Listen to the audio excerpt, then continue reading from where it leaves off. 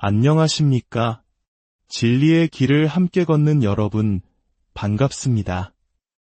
오늘 우리는 누구에게도 어울리지 않는 한 가지 옷에 대해 이야기 나눠보려 합니다. 바로 자기의, 즉 스스로를 의롭다고 여기는 마음의 옷입니다.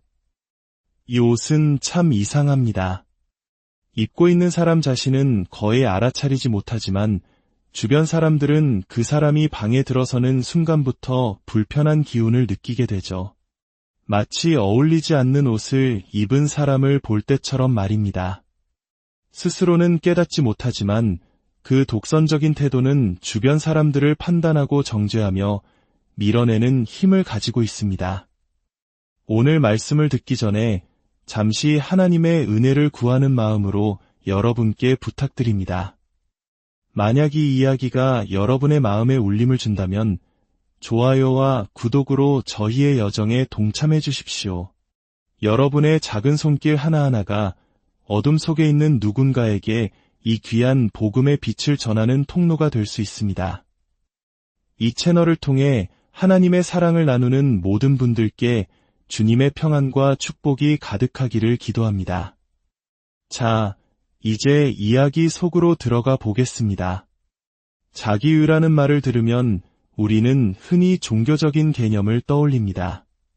하지만 이 마음의 옷은 종교에만 국한되지 않습니다. 정치, 사회, 혹은 개인적인 신념 등 우리가 옳다고 굳게 믿는 어떤 것에 대한 확신이 우리 자신과 너무나 깊이 결합될 때 우리는 이 옷을 입게 됩니다. 나의 견해가 곧 나의 정체성이 되는 순간 우리는 무의식적으로 나와 다른 견해를 가진 사람들을 만나면 그들을 틀린 사람으로 규정짓기 시작합니다. 단순히 그들의 의견이 틀렸다고 생각하는 것을 넘어 그 사람 자체가 유롭지 못하다고 여기게 되는 것이죠. 나는 옳은 견해를 가졌으니 유로운 사람이고 저들은 틀린 견해를 가졌으니 유롭지 못한 사람이라는 위험한 등식이 성립되는 것입니다. 이것이 바로 자기유의 함정입니다. 그리고 오늘 우리가 기억해야 할 중요한 가르침이 있습니다. 예수님의 관점에서 볼 때 어떤 견해가 다른 사람을 무시하거나 경멸하는 변명이 될 때 설령 당신의 그 견해가 옳을지라도 당신은 결코 유로운 사람이 아닙니다. 우리는 지금 예수님의 삶과 가르침을 깊이 탐구하는 여정 가운데 있습니다. 21세기 현대사회를 살아가는 우리가 왜 2000년 전 로마 제국에 의해 십자가에 못 박히고 자기 민족에게 배척당했던 갈릴리의 한 청년 목수를 따라야 하는 걸까요? 왜 그의 가치관을 우리 삶의 중심으로 삼고 그를 예배해야 하는 것일까요? 기독교 신앙의 신뢰성은 바로 이 한 사람, 나사렛 예수라는 인물에게 달려 있습니다. 그렇기에 우리가 신앙을 처음 고려하고 있든, 잠시 떠났다가 다시 돌아오려 하든, 혹은 신앙을 떠나려 고민하고 있든, 우리가 씨름해야 할 가장 본질적인 질문은 이것입니다. 마태, 마가, 누가, 요한복음은 실제 역사적 사건에 대한 신뢰할 만한 기록인가? 이 네 권의 복음서는 성경 전체가 있기 훨씬 전부터 존재했던 예수님의 삶에 대한 1세기의 기록들입니다. 만약 이 중 단 하나의 기록이라도 신뢰할 만하다면 그 안에 담긴 예수님에 대한 증언은 사실이며 우리는 모두 그 말씀에 귀를 기울여야 합니다. 오늘 우리는 그중 누가복음에 집중해 보고자 합니다. 저자인 누가는 자신이 종교적인 경전을 쓰고 있다고 생각하지 않았습니다. 그는 서문에서 이렇게 분명히 밝힙니다.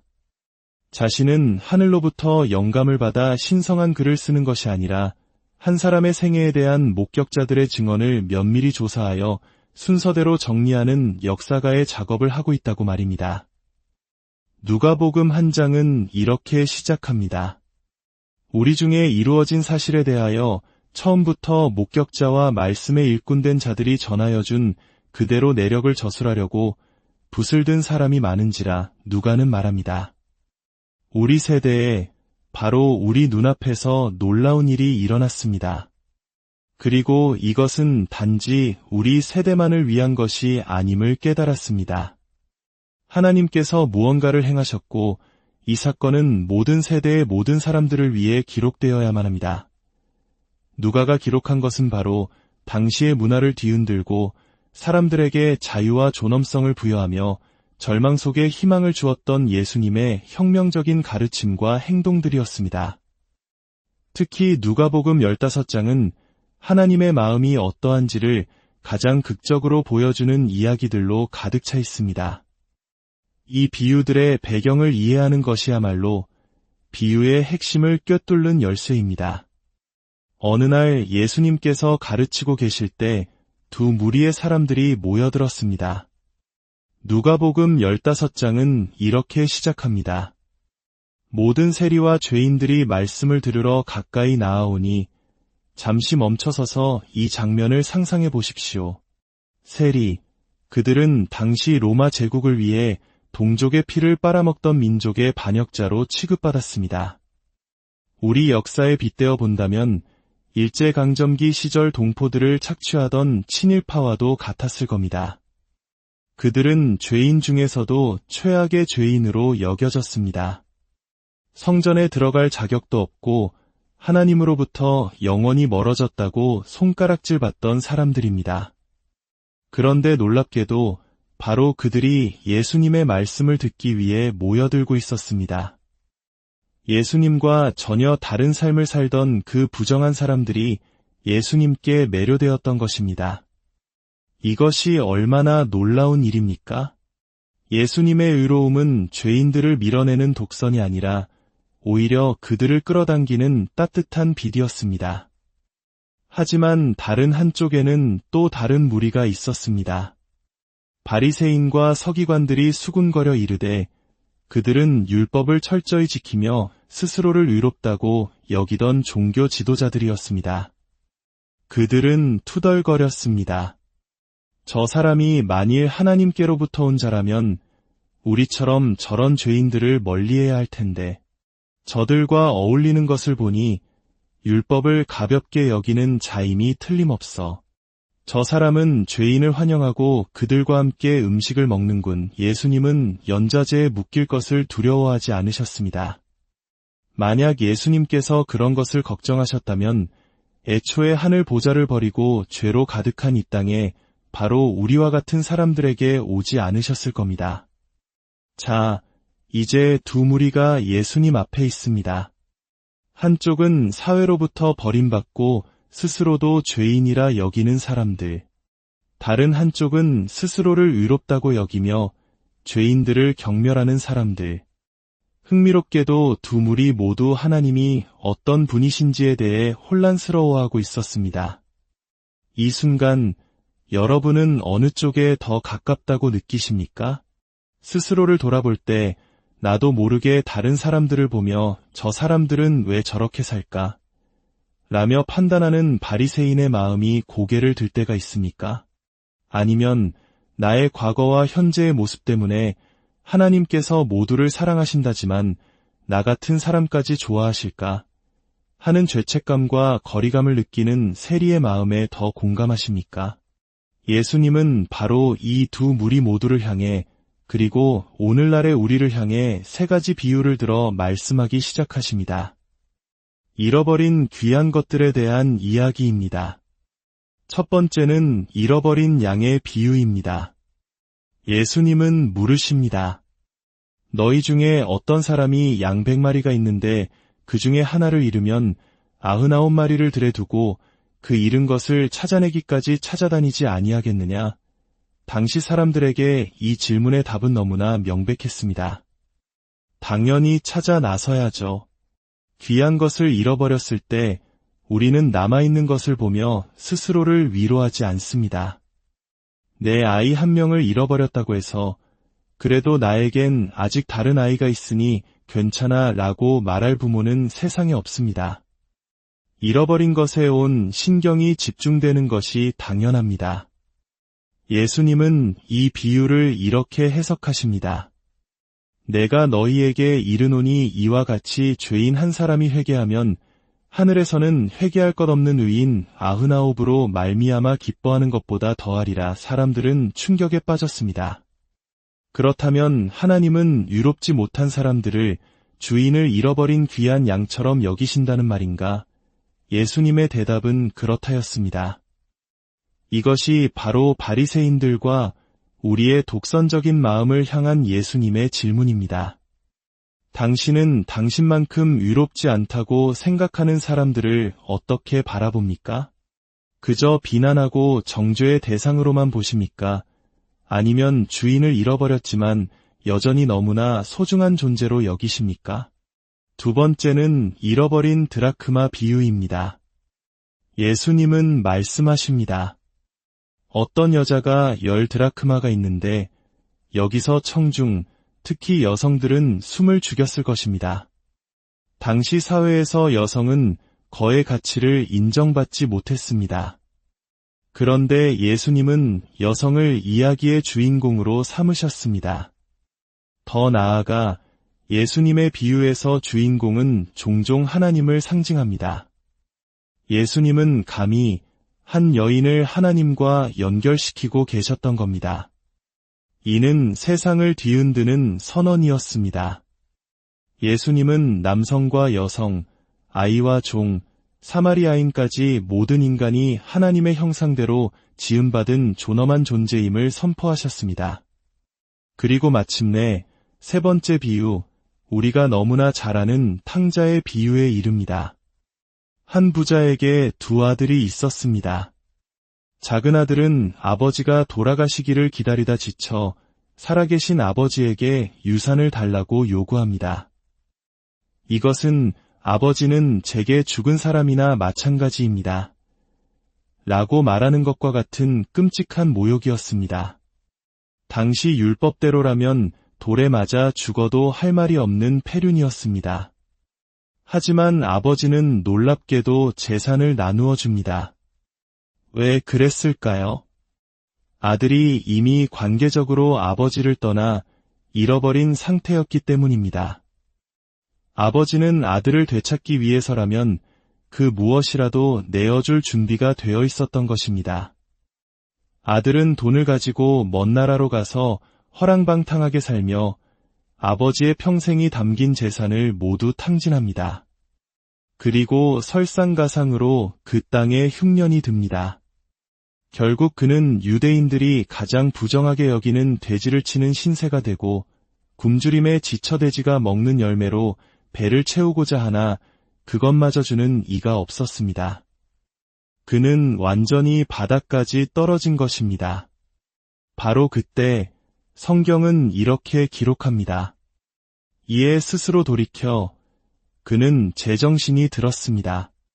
내가 여기서 무엇을 하고 있는가? 아버지 집의 품꾼들은 나보다 훨씬 잘 사는데 그는 일어나 아버지께로 돌아가기로 결심합니다. 그리고 고백할 말을 연습합니다. 아버지, 내가 하늘과 아버지께 죄를 지었사오니 지금부터는 아버지의 아들이라 일컬음을 감당하지 못하겠나이다. 나를 품꾼의 하나로 보소서. 아들이 아직 집에서 멀리 떨어져 있을 때 아버지가 그를 먼저 봅니다. 그리고 성경은 아버지가 그를 측은히 여겼다고 기록합니다. 아버지는 달려가 아들의 목을 안고 입을 맞춥니다. 돼지를 치던 더러운 아들, 자신을 죽은 사람 취급했던 아들을 아무 조건 없이 끌어안은 것입니다. 아들이 준비한 사죄의 말을 꺼내기도 전에 아버지는 소리칩니다. 제일 좋은 옷을 내어다가 입히고 손에 가락지를 끼우고 발에 신을 신기라. 이것은 아들의 신분을 완전히 회복시키는 행위였습니다. 그리고 살찐 송아지를 끌어다가 잡으라. 우리가 먹고 즐기자. 이내 아들은 죽었다가 다시 살아났으며 내가 잃었다가 다시 얻었노라. 아버지는 아들의 행동 변화를 보고 그를 받아준 것이 아닙니다. 탕진했던 돈을 벌어오기를 기다린 것도 아닙니다. 아버지는 깨어진 관계가 회복된 것 자체를 기뻐하며 잔치를 벌였습니다. 하나님 아버지는 우리를 선한 사람과 악한 사람으로 보지 않으십니다. 하나님은 오직 하나님을 잃어버린 사람과 하나님께 발견된 사람으로 보십니다. 여기서 흥미로운 사실이 있습니다. 이 세 가지 비유에서 잃어버렸다로 번역된 헬라어 동사는 아폴리미입니다. 이 단어는 성경에서 가장 유명한 구절인 요한복음 3장 16절에도 등장합니다. 하나님이 세상을 이처럼 사랑하사 독생자를 주셨으니 이는 그를 믿는 자마다 멸망하지 않고 영생을 얻게 하려 하심이라 그렇습니다. 멸망한다는 것은 하나님에게서 영원히 잃어버린 자가 된다는 뜻입니다. 하나님은 우리가 그분에게서 잃어버려지지 않도록 하나뿐인 아들을 내어주신 것입니다. 하지만 이야기에는 또 다른 인물이 등장합니다. 바로 맏아들입니다. 그는 아버지의 곁을 떠나지 않고 성실하게 일했습니다. 그는 분노했습니다. 내가 여러 해 아버지를 섬겨명을 어김이 없거늘 내게는 염소 새끼라도 주어나와 내 벗으로 즐기게 하신 일이 없더니 아버지의 살림을 창녀들과 함께 삼켜버린 이 아들이 돌아옴의 일을 위하여 살진 송아지를 잡으셨나이다. 그의 분노는 공평함과 자격에 근거합니다. 나는 이럴 자격이 있고 동생은 저럴 자격이 없다. 이것이 바로 자기위의 목소리입니다. 아버지는 그에게 말합니다. 너는 항상 나와 함께 있으니 내 것이 다 내 것이로되 이 내 동생은 죽었다가 살아났으며 내가 잃었다가 얻었기로 우리가 즐거워하고 기뻐하는 것이 마땅하다. 아버지는 행동을 축하하는 것이 아니라 관계의 회복을 축하하고 있었습니다. 자기의라는 옷은 누구에게도 어울리지 않습니다. 특히 그리스도인에게는 더욱 그렇습니다. 왜냐하면 우리 역시 더 나은 사람이어서가 아니라 전적인 하나님의 은혜로 발견된 자들이기 때문입니다. 우리도 한때 하나님께 잃어버린 자였고 죽었던 자였으나 이제는 그분의 은혜로 살아난 자들입니다. 이번 한 주만이라도 사람들을 옳고 그름이나 선과 악의 잣대로 보지 않고 잃어버린 자와 발견된 자의 관점으로 바라보는 것은 어떨까요? 누군가를 판단하고 정죄하려는 마음이 들 때 잠시 멈추고 기도하는 겁니다. 하나님, 저 사람은 어쩌면 하나님과 단절되어 있는지도 모릅니다. 혹은 저 사람도 저처럼 하나님의 은혜로 발견된 나의 형제자매일지도 모릅니다. 우리가 사람들을 그렇게 바라볼 때 우리는 더 이상 함부로 다른 사람을 평가하고 단정 짓지 않게 될 것입니다. 잃어버린 물건에 대해 분노하거나 역겨워하는 사람은 없습니다. 우리는 그것을 애타게 찾고 되찾았을 때 기뻐합니다. 예수님의 비유에 따르면 하늘에 계신 우리 아버지도 잃어버린 것들에 대해 결코 역겨워하지 않으십니다. 비유 속의 아버지는 아들을 되찾기 위해 자기 재산의 절반을 희생했습니다. 그리고 이야기의 마지막에 예수님은 당신과 나 그리고 우리 건너편에 있는 저 사람을 되찾기 위해 자신의 모든 것, 자신의 생명 전체를 희생하실 것입니다. 스스로를 의롭다 여기는 마음은 누구에게도 어울리지 않습니다. 특히 하나님의 무한한 은혜를 입은 우리 그리스도인에게는 말입니다. 먼 길을 떠났던 우리가 돌아오기를 애타게 기다리시며 멀리서 우리를 발견하고 맨발로 달려와 안아주시는 아버지의 그 크신 사랑과 은혜가 이 말씀을 듣는 모든 분들의 삶에 가득한